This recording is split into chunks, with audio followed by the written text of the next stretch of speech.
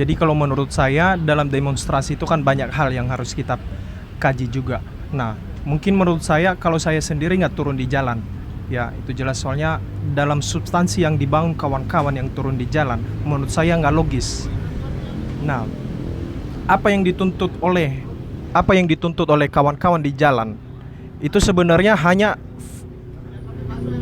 kekuasaan framing dari media-media yang dibangun sedemikian rupa sehingga kita terkecoh akan hal yang dibangun oleh media. Misalkan apa? Misalkan binatang masuk pekarangan rumah dalam RUU KPH sendiri itu tidak diatur sebenarnya.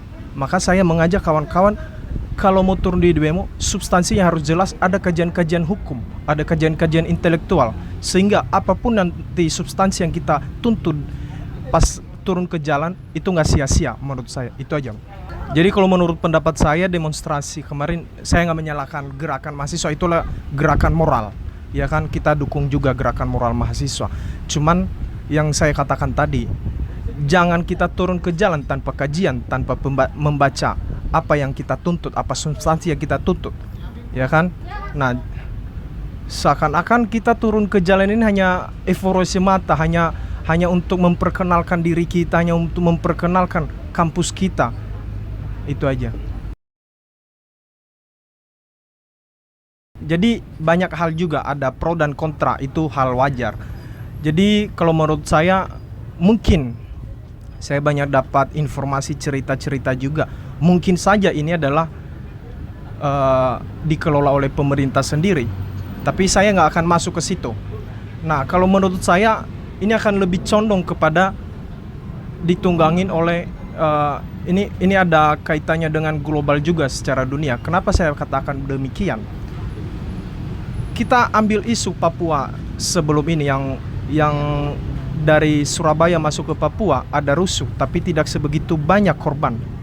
Nah, dalam hal ini tanggal 20 atau tanggal 24 kemarin September terjadilah aksi massa di mana-mana, Sumatera, Kalimantan, Sulawesi, Jawa, ada Papua.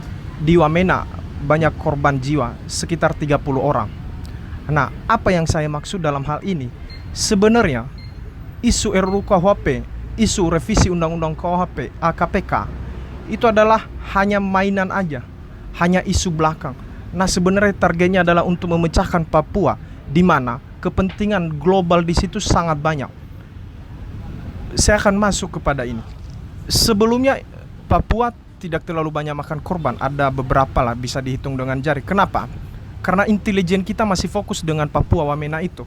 Tetapi sekarang dengan demo di mana-mana seluruh Indonesia, maka intelijen kita otomatis pecah konsentrasinya.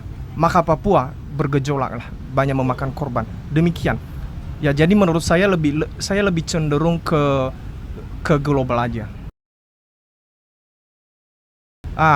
Kalau itu kan udah beda arahnya, itu sangat politis banget sebenarnya. Jadi kita harus masuk ke substansi kita. Substansi kita adalah harus jelas kan mahasiswanya, RUU KUHP, RUU KPK atau yang lain-lain itu. Kita jangan masuk ke melengsarkan Jokowinya. Kenapa saya katakan itu politis? Beberapa hari sebelumnya Sri Bintang Pamungkas sudah mengatakan kita gagalkan pelantikan Jokowi, kita akan bikin power, people power untuk menggagalkan.